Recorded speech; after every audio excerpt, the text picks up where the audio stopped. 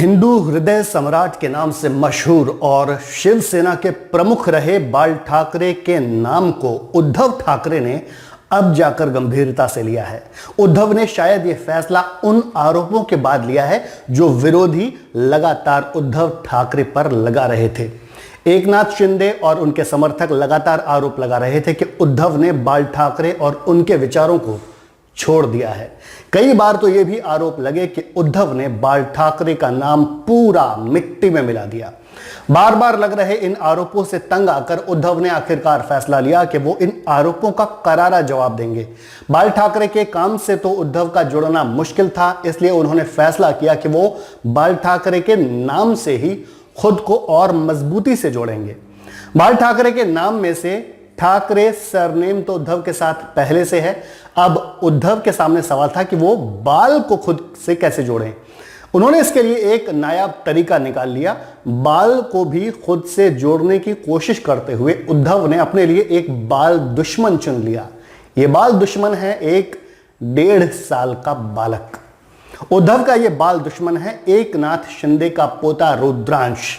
उद्धव की नजर में एकनाथ शिंदे उनके धोखेबाज कटप्पा हैं।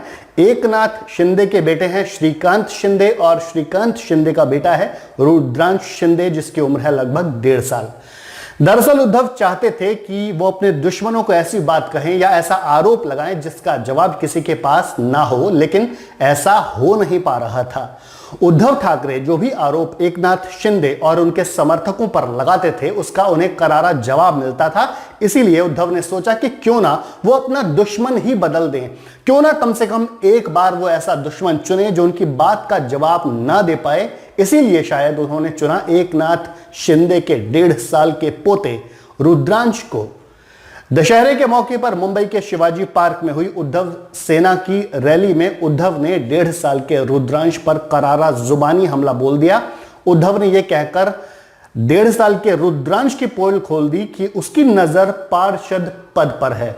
अब सोचिए भला कि 1.5 साल की उम्र में अगर किसी की नजर पार्षद पद पर है तो जब उसकी उम्र पार्षद का चुनाव लड़ने लायक हो जाएगी तब उसकी नजर कहां होगी। आखिरी जानकारी मिलने तक 1.5 साल का बाल दुश्मन रुद्रांश उद्धव के आरोप का कोई उत्तर नहीं दे पाया था। बेचारा उत्तर देता भी क्या।